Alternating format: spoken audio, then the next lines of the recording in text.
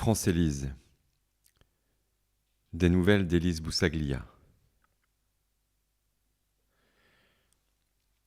Le 24 septembre 1896 sont nés Francis Scott Fitzgerald, écrivain à Saint Paul, Minnesota, et Elsa Triolet, femme de lettres, à Moscou. Le 24 septembre 1972, Jordanka Blagoeva porte le record du monde féminin du saut en hauteur à 1,94 m. Le 24 septembre 2004, Françoise Sagan décède à Honfleur à 19h35. Leslie Cripps, joueuse canadienne de rugby à 15, est née le 24 septembre 1977. Actrice britannique, Kimberley Nixon est née à Bristol, Royaume-Uni, le 24 septembre 1985.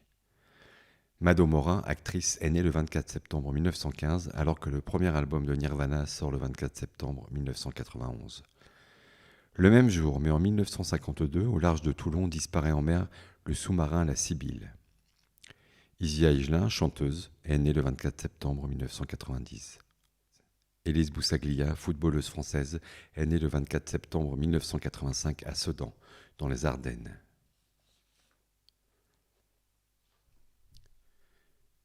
Les éphémérides nous placent à un moment précis sur la route du temps, un endroit particulier, un moment particulier. Un jour, une année, nous sommes nés. En cherchant un peu, on se rend compte que l'on n'est pas la seule personne née ce jour-là. Évidemment. Ça n'enlève rien à ce qui fait de chacun sa particularité, mais les destins, bien entendu, ne se ressemblent pas. Peut-être alors faut-il croire aux bonnes fées qui se penchent sur les berceaux au gré de leurs humeurs ou à celles qui rechignent à offrir leur bonté selon leur bon vouloir. Peut-être. Mais ce n'est pas certain non plus. Les bonnes fées agitent leurs baguettes, mais ne dispensent ni la volonté, le travail et l'abnégation dans l'éclat de leurs étoiles. La force d'un destin est souvent aussi confrontée par soi-même.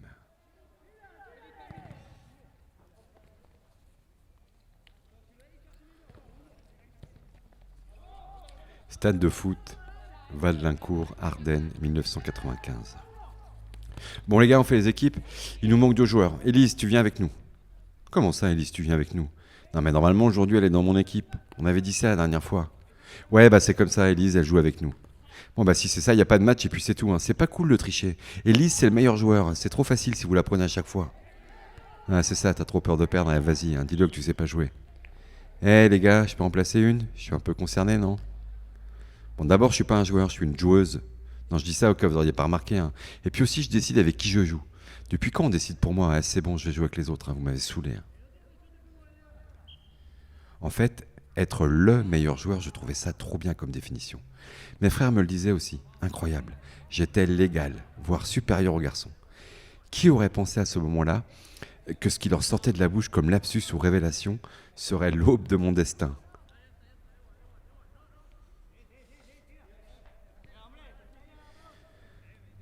Avec Elisabeth Loisel, sélectionneuse de l'équipe de France de football féminin 2003. Comment vas-tu, Élise? Ça va. Alors aujourd'hui, programme de championne. Ouais, de peut-être un jour championne, tu veux dire. Non, de championne du groupe France. Ouais, merci, c'est sympa comme blague. Bon, remarque, si la France a besoin de moi, hein, dis-lui que je suis preneuse. J'ai la tête d'une coach qui fait des blagues. Non, je dirais pas ça, non. Alors mets tes crampons, tu vas avoir du boulot. France-Pologne, c'est en novembre. Une première sélection en équipe nationale, c'est, je sais pas, le bout d'un tunnel peut-être. Un long tunnel marqué de longues années d'entraînement. Un long tunnel d'où jaillit une flamme qu'il va falloir maintenir en vie, alimenter, nourrir du bois de volonté, à nouveau et plus que jamais.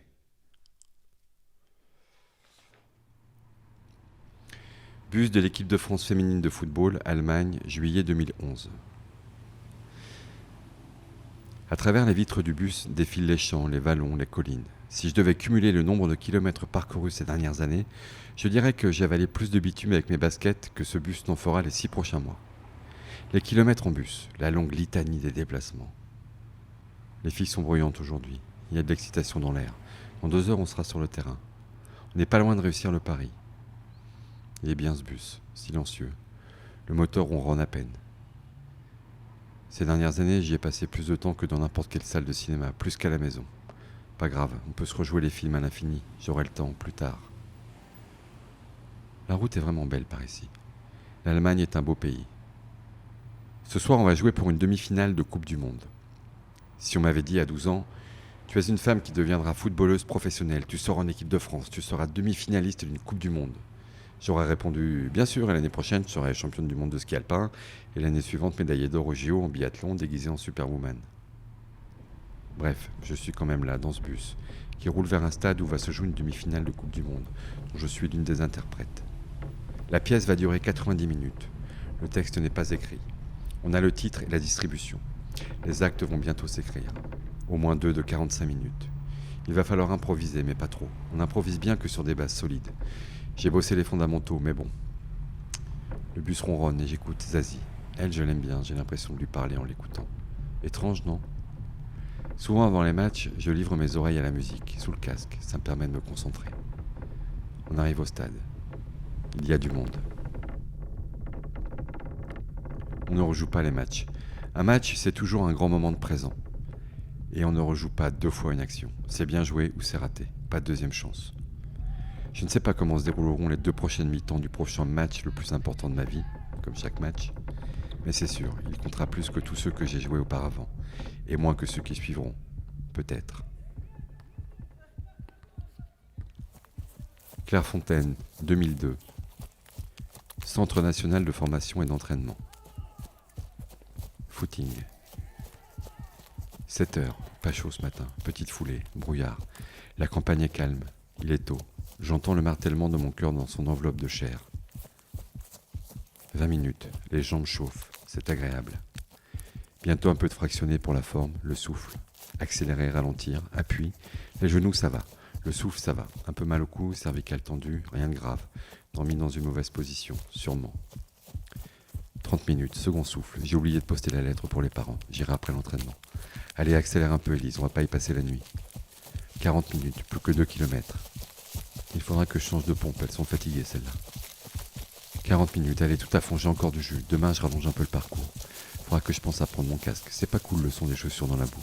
Il y a plus joli à écouter que mes pieds qui frappent le dur.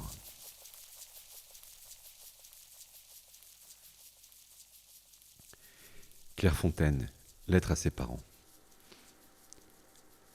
Maman, papa. Enfin quelques news de Clairefontaine. Ici tout va bien. Aujourd'hui c'est jour de pluie. Ça me change pas trop d'hier ni d'avant-hier. Les entraînements se suivent et se ressemblent. Je sais pas si je suis une graine de championne, mais si oui, vu ce qu'il tombe ici en mars, je devrais pousser à fond dès le mois prochain. Comment allez-vous à la maison ? Comment vont les garçons ? Dès que j'ai une pause, je rentre. Vous direz aux garçons de préparer leurs crampons.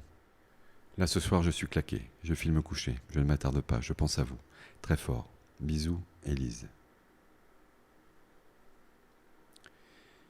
Les Ardennes sont dans mon cœur, c'est ma place. Je suis bien dans ma campagne et mes Ardennes. C'est là que j'ai pris racine, d'où mes ailes se sont déployées, grandes et solides, pour que je puisse m'envoler voir le vaste monde, et où je suis revenu naturellement, entièrement. Mon enfance, ça s'est beaucoup fait en 2 temps. Il y avait d'abord le foot, et ensuite le foot. Parce que ce sont ces 2 mêmes rimes qui ont coloré ma jeunesse. Chez moi, ça rime aussi avec famille, avec mon père, avec mes frères, plaisir partagé, éclat de rire et passion. Ça rimait avec temps libre parce que je passais tout mon temps libre à jouer. Le ballon de ma jeunesse, c'est un peu comme un toc dans ma tête. Il finissait les phrases et rythmait mes réveils. Pas possible de ne pas penser à lui, difficile de s'en passer. Un prolongement de cuir au bout des pieds, un prolongement de plaisir, infini, aux journées. Marinette Pichon, un modèle à suivre, quelqu'un à qui je pouvais me raccrocher. Sa mère l'a poussé à faire des études, transmission des parents et passion avec ses frères, éducation. Il faut faire ce qu'il y a à faire, vie en communauté.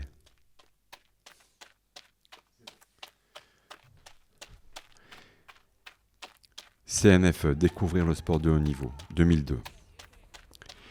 Dit comme ça s'écrit, découvrir le sport de haut niveau, ça peut ressembler juste à une expression parmi d'autres. Je ne sais pas comment on découvre la randonnée en montagne, les trésors de l'Égypte ou les secrets de la cuisine au feu de bois. Mais il s'agit de quelque chose de bien moins léger. La découverte, je crois, ne dure qu'un temps. Ce que l'on découvre vite, ce sont ses propres limites, et qu'il va falloir dépasser, ses propres résistances, la négation, et ce qu'il va falloir mettre en œuvre chaque jour pour s'améliorer, progresser, et par là même faire progresser un groupe, une équipe. Découvrir que l'on peut aller au-delà, par-delà. Très vite, le centre de formation laisse de côté quelques croyances. Il va falloir bosser, se donner, longtemps, être au maximum, ne pas regarder en arrière, laisser de côté le confort, la paresse, l'oisiveté que l'on aime bien pratiquer quand même en amateur, de temps à autre. Clairefontaine, c'est partir des Ardennes, prendre une paire de ciseaux et tailler dans l'étoffe qui me relie à ma terre natale, au mien. Lorsque l'étoffe se détache de la peau, il faut prendre son sac, laisser les kilomètres creuser l'espace et le temps et commencer à recoudre les fils d'une autre existence. Couper l'étoffe, c'est aussi commencer à se tricoter une nouvelle peau, sans m'étouffer dans la joie des retrouvailles certains week-ends et pendant les vacances. Vérifier que le tissu était de bonne qualité. Les finitions soignées et le fil ultra résistant. Et c'était le cas, aucun trou dans les poches. Au final, j'ai confronté l'amour que je portais au mien à l'éloignement. Et la distance entre nous a renforcé nos liens et fait grandir chaque fois la joie des retrouvailles. Les bases étaient solides, immuables. Un parcours de lutteur, la répétition du travail et les objectifs qu'il faut atteindre porte après porte. Après chaque porte, une nouvelle qu'il faut pousser. Ça serait comme un labyrinthe qui s'offre avec parcimonie. Il faut dribbler avec le corps qui grandit, se tend, fatigue, se relâche et récupère. Il faut tacler la grisaille, la pluie lourde debout des entraînements hivernaux, les découragements et les doutes. Il faut esquiver les tentations et les chagrins de l'adolescence qui parcourent le corps et l'esprit, dompter la solitude et se faire des amis tenaces et muets. Courage, abnégation, volonté.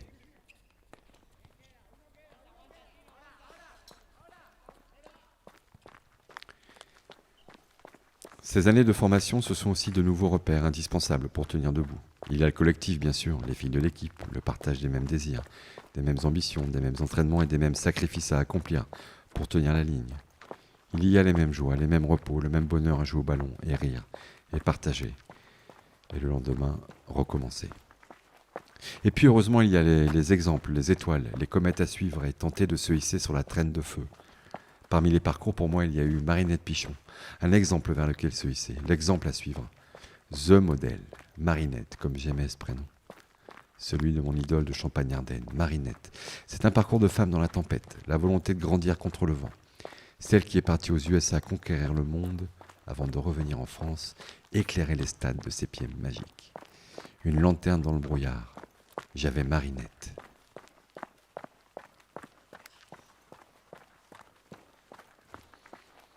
Et on a besoin que l'on croie en vous pour se dessiner un chemin entre les espaces, frayer entre les défenses de l'adversité pour atteindre le but. On a besoin de mentors, d'une main qui vous arrache le meilleur. Pour moi, ce sera la main de Gérard Prêcheur, directeur du pôle France féminin. Direction technique nationale. Un regard fort, la vérité du fort comme j'aime à dire. Elle est en lui. CNFE, hiver 2001, jour de pluie. Il pleut, je suis pas fan. Est-ce qu'il faut courir les jours de pluie? Tiens, j'en parlerai à Gérard Prêcheur, la vérité du fort. Ça le fera peut-être sourire. Non, pas sûr. Non, je vais rien dire, c'est plus sûr. Je vais courir. Terrain lourd, trempé, détrempé. Je suis trempé, détrempé. One more time. Combien de boue encore à tirer vers le haut? Petite, je courais après la pluie. Aujourd'hui, j'ai l'impression que c'est l'orage qui me colle au basque. Ah, mais ça ne doit être qu'une impression, sûrement. Stop. Stop, mes mollets sont durs, de l'acier trempé, c'est le cas de le dire. Lourd comme du plomb, étirement, bientôt la douche, repos Élise, va te laver, rentre, mets-toi au sec, va prendre une bonne douche.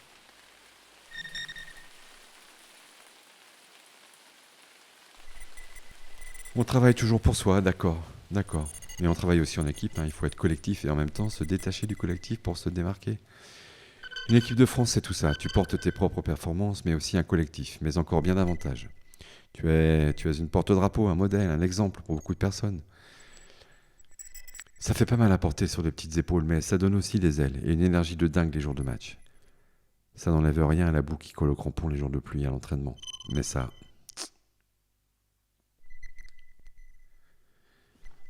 École primaire de Givonne, Ardennes. Bonjour les enfants, bonjour maîtresse. Vous allez bien? Alors, est-ce que tout le monde est là aujourd'hui? Bon, ce matin, nous allons travailler en atelier. Bienvenue à tous ici à Leverkusen pour vivre avec nous en direct un match historique de l'équipe de France de foot féminin. Bon, les enfants, j'ai prévu 5 ateliers. Vous allez pouvoir tourner sur ces ateliers par petits groupes. Je vais vous donner vos couleurs. Oui, Marius? Tu préférerais aller jouer au foot dans la cour? Ouais, on verra cet après-midi, on fait sport. Tu sais, le foot, c'est pas tout dans la vie. Attention les enfants, réfléchissez bien, c'est le même exercice qu'hier. Et il y a des petits pièges faciles à éviter si vous êtes concentrés. Passe de Boussaglia qui renverse sur le côté droit. Élise est en forme aujourd'hui. Avec plus de 80% de réussite sur ses passes, on la sent concentrée. Oui, Marius, tu préférerais être dans l'atelier bleu plutôt que dans l'atelier orange. Remarque, je te comprends. Moi, moi aussi, j'aime bien le bleu. C'est si important que ça pour toi? Mhm. Eh ben, t'es dans le groupe orange. Ben oui, c'est comme ça pour cette fois. Et je crois que tes camarades du groupe aiment bien le orange. Le groupe France au grand complet pour cette demi-finale, un groupe très en forme, on sent la tension très palpable ici qui tire cette équipe de France vers là-haut. C'est une place pour une demi-finale qui se joue aujourd'hui, allez, on peut le faire.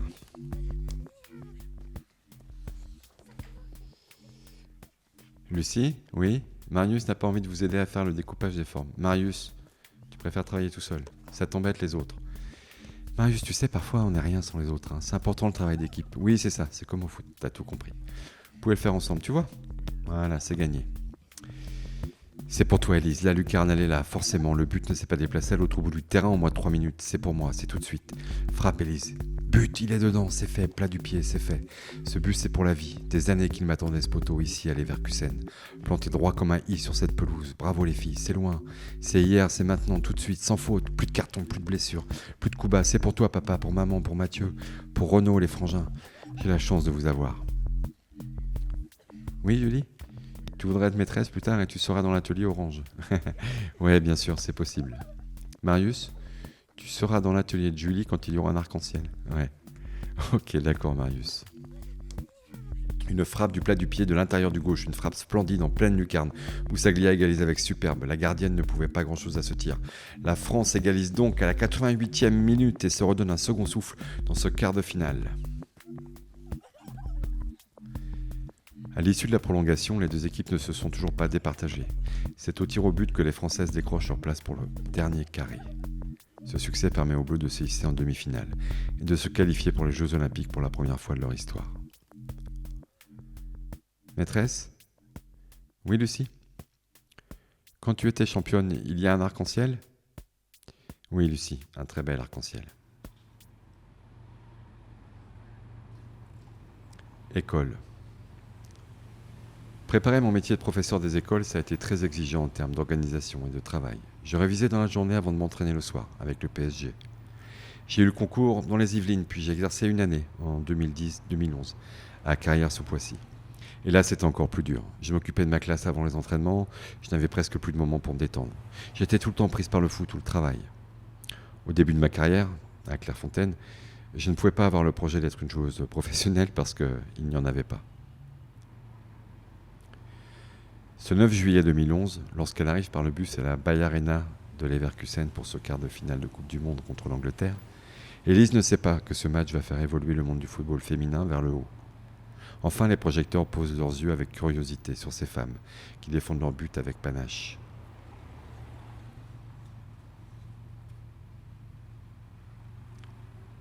Ça m'arrive de penser à ce but. C'est un moment important dans le foot féminin. Ce n'est pas ce but en soi, c'est la compétition que nous avions faite. Nous étions outsiders, on ne parlait pas beaucoup de l'équipe de France. C'est lors de cette compétition qu'on avait mis l'équipe en valeur. On avait produit du beau jeu. On ne rejoue pas un match. Un match, c'est toujours un grand moment de présent. Et pour une femme, avec le temps, le recul, oui, être footballeuse, c'est peut-être un engagement, oser s'imposer par l'action. Et on ne rejoue pas 2 fois une action. C'est bien joué ou c'est raté. Pas de deuxième chance. Je ne sais pas comment se dérouleront les 2 prochaines années du prochain match de ma vie, mais c'est sûr, il comptera plus que tous ceux que j'ai joués auparavant, et moins que ceux qui suivront, peut-être. Aujourd'hui, je suis à l'école, avec les enfants. Ils sont mon match de cette nouvelle vie. Et la prochaine vie? Elle s'annoncera suffisamment tôt, très bientôt. J'espère, j'en suis certaine.